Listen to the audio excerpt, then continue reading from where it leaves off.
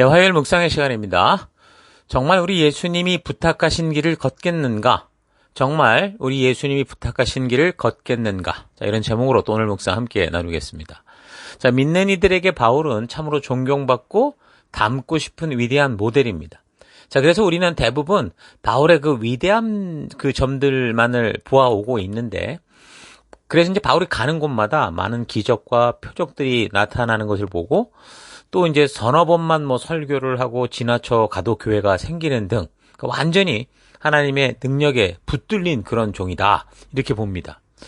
그러나 지금 우리가 성경의 역사를 통해 살펴보면 그는 지금 가는 곳마다 사실 참으로 어렵고 그 힘든 일들, 그러니까 전도를 시작하면서부터 죽음의 위협을 항상 당하면서 심지어 돌을 맞고 사람들이 죽은 줄 알고 버릴 정도로 어려운 그런 고비고비들을 살아갔던 걸 알 수 있습니다.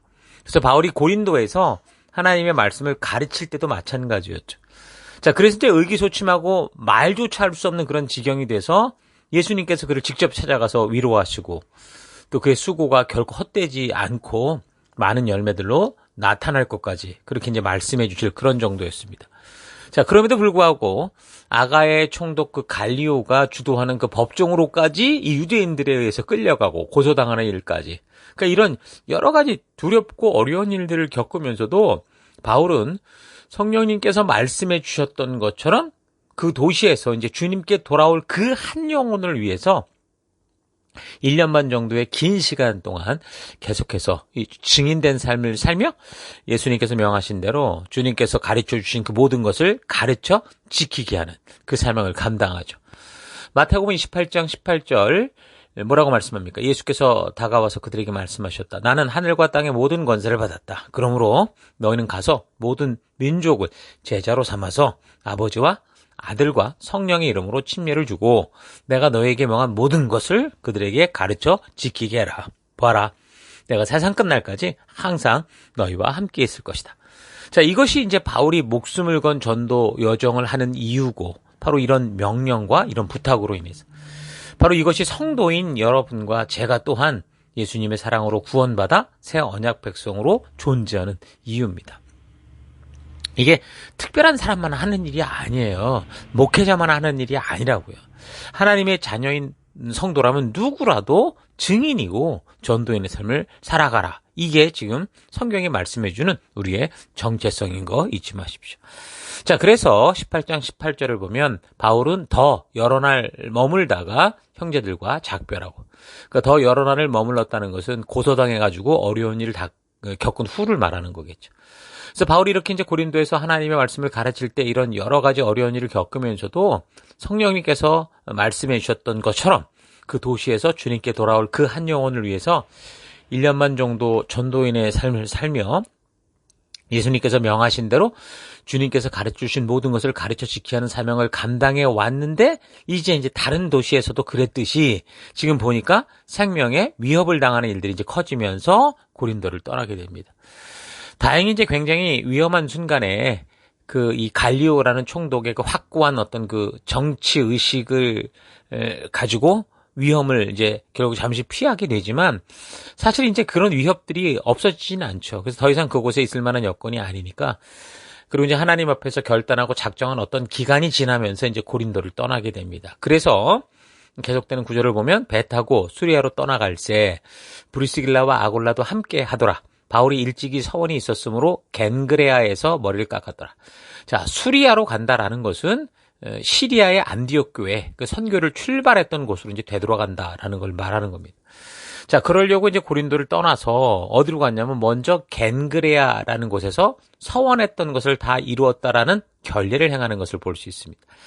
아마도 바울이 그 고린도에서 그 선교 사역과 관련해서 어떤 목적을 두고 하나님께 일정 기간의 어떤 나시린으로서의 서원을 했던 것 같아요. 고린도에서 그가 침묵하고 막 두려워하고 그럴 때, 그 어려움 속에 있을 때 예수님이 그를 찾아가 위로하셨잖아요. 그때 아마도 그가 그 어떤 굳건한 마음을 다잡기 위해서 사역에 임하기 위한 어떤 서원을 했는지 확실치는 않지만, 원래 이러한 서원을 하는 기간이 다 차면 그 지킬 법들이 이제 민수기 보면 나시린법에 나옵니다. 자, 그래서 이제 그런 차원에서 바울은 머리카락을 잘라 하나님께 바치는 희생제사를 드렸죠. 자, 이런 행동에 대해서는 민수기 6장의 나시린법의 규례가 나오는데 6장 5절 그 서원을 하고 구별하는 모든 날 동안은 삭도를 절대로 그의 머리에 대지 말 것이라 자기 몸을 구별하여 여호와께 드리는 날이 차기까지 그는 거룩한 즉 그의 머리털을 길게 자라게 할 것이며 자, 그러니까 서원으로 헌신한 기간 동안은 머리를 깎지 않는 게 규례였기 때문에 바울이 이제 그 서원을 마치면서 머리를 깎게 되는 거죠.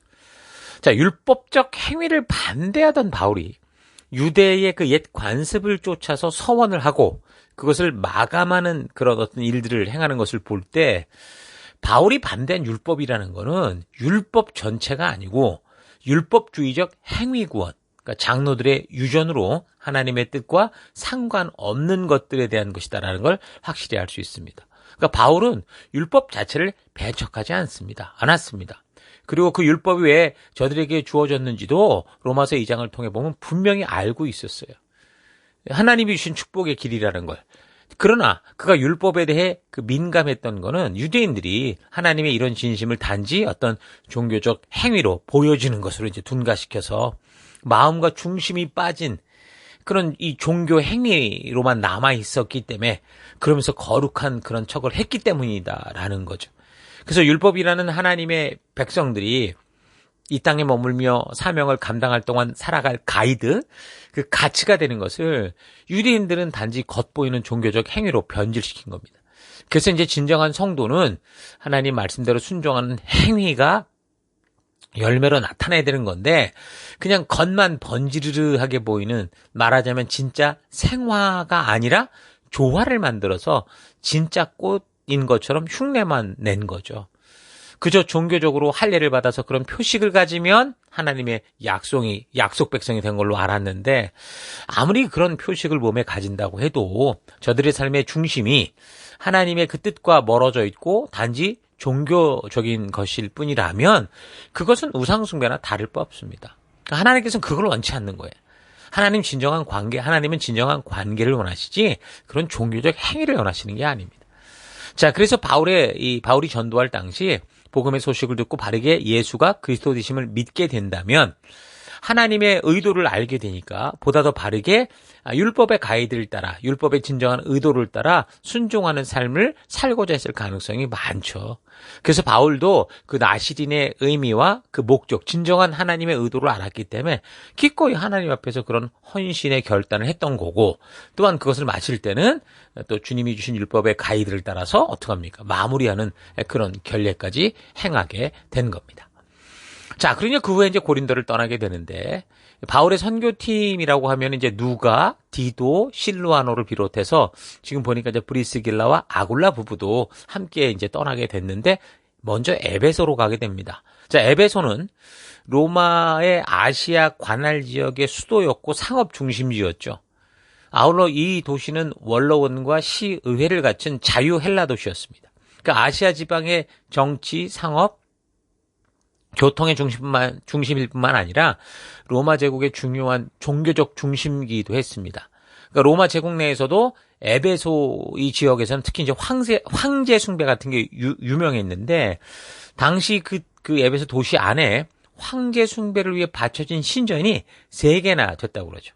자, 무엇보다 에베소는 고대 근동 그 풍요의 여신이었던 아테미 숭배의 중심지로 명성이 높았습니다. 이 아테미 여신의 이 신전은 100개가 넘는 거대한 기둥과 18m 높이의 하얀 대리석 지붕, 그리고 115m 길이 45m 넓이로 이루어진 그런 아주 웅장한 모습이었는데 이걸 짓는 데만 거의 220년이 걸렸다고 합니다. 그러니까 파르테논 신전의 4배 크기거든요. 그러니까 어마어마한 위용을 자랑하는 고대 세계 7대 불가사의 중에 하나입니다. 그래서 AD 결국 262년에 이제 고투족에 의해서 파괴되는데 어쨌든 그 도시가 이제 에베소라는 도시였습니다. 18장 19절 에베소에 와서 그들을 거기 머물게 하고 자기는 회당에 들어가서 유대인들과 변론하니 여러 사람이 더 오래 있기를 청하되 허락치 아니하고 작별하여 이르되 만일 하나님의 뜻이면 너희에게 돌아오리라 하고 배를 타고 에베소를 떠났다.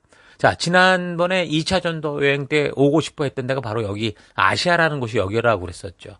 근데 이제 예수의 영이 허락치 않아서 못 왔던 것이 이제 에베소인데, 근데 돌아가는 길에 잠깐 들린 거였어요. 그래서 그곳에서 이제 바울 같은 경우 고린도에서 좀 긴 이 전도 2차 전도 여행을 이제 고린도로 다 마쳤으니까 이제 돌아가는 길에 여러 곳을 다니면서 이렇게 뭐 구경하고 관광하고 이런 게 아니라 보니까 회당으로 가서 또 복음을 전했습니다.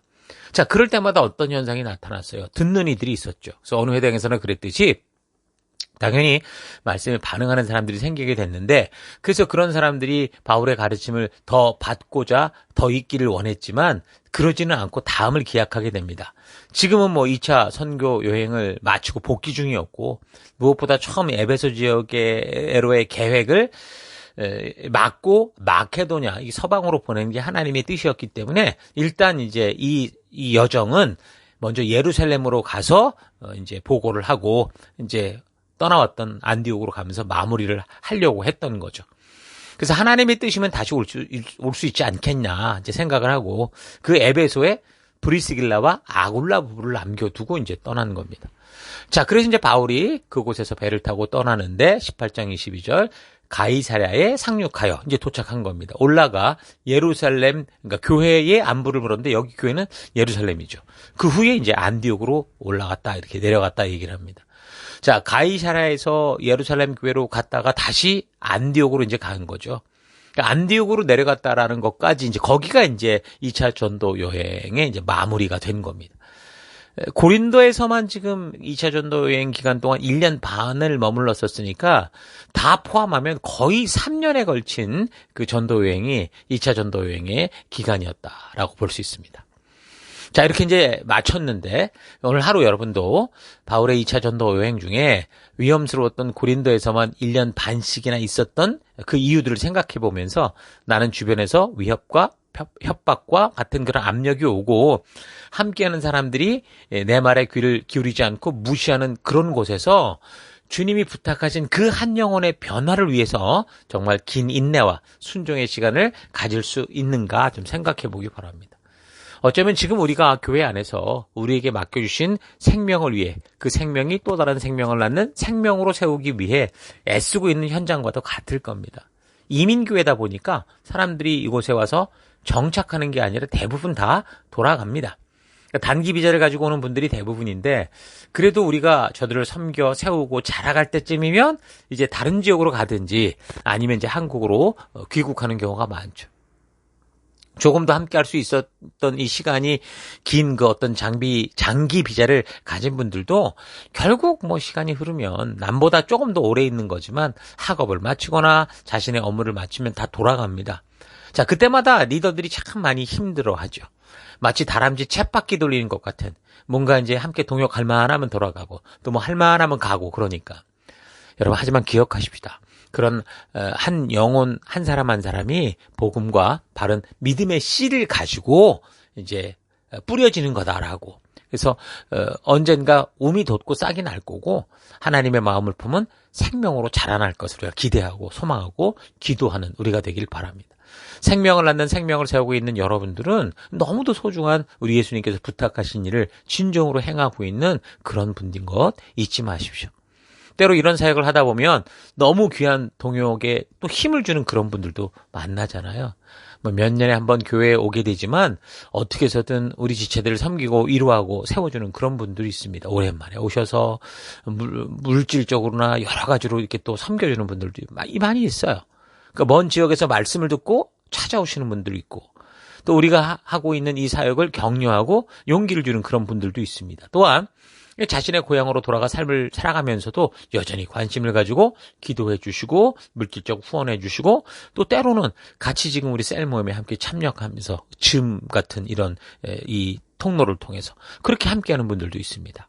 자, 이런 사실 기억하면서 결코 우리가 걷는 이 사명의 길이 헛된 길이 아니다라는 거 잊지 마시고 이 세상에서 만나는 섬겨주는 분들도 너무 귀한데 우리의 본향 천국에서 받을 그 축복을 기대하고 소망하며 나아가는 우리가 되십시다. 그래서 오늘 하루도 사도 바울의 이 심정을 가지고 우리로 하여금 만나게 하시는 그 한 영혼을 위해서 바울이 고린도에 1년 반이나 머물며 사명을 감당함과 같이 우리도 우리가 보내받은 이 멜번에서 그런 귀한 사명의 길을 기쁨으로 걷는 여러분과 제가 되기를 주의 이름으로 축원합니다. 자, 오늘 하루도 힘내십시오.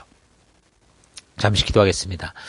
하나님, 예수님의 생명을 대신 주어 살리신 귀한 한 영혼을 우리에게 맡기셨는데 이 생명을 낳는 생명이 되기까지 정말 힘써 사랑하고 섬김에 있어서 참 자꾸 게을렀고 또 포기하는 마음으로 이렇게 지내왔던 것 회개합니다. 우리가 만나는 한 사람 한 사람이 예수님의 생명값으로 구해진 거룩한 존재다라는 거 잊지 않고 우리가 한 교회에서 힘쓰고 애쓰며 주님의 진심을 나는 그런 생명으로 자라가도록 섬기는 우리가 되기 원합니다. 그렇게 간혹 볼 수밖에 없는 상황에서도 사명의 길을 걷는 우리 지체들을 돕고 또 섬기는 분들을 축복합니다. 하나님, 우리 주신 이 사명의 길은 우리가 홀로 걷는 길이 아니라 우리 주의 성령이 앞서 가시고 우리가 그 길을 따라가는 귀한 길이다라는 거 잊지 않고 우리에게 부탁하신 이 길을 기쁨과 감사함으로 걸어는 우리가 될 수 있도록 주님 역사하여 주옵소서. 그 길 가운데 함께해 주시고 앞서 가신 우리 하나님 감사드리고 예수님 이름으로 기도했습니다. 아멘.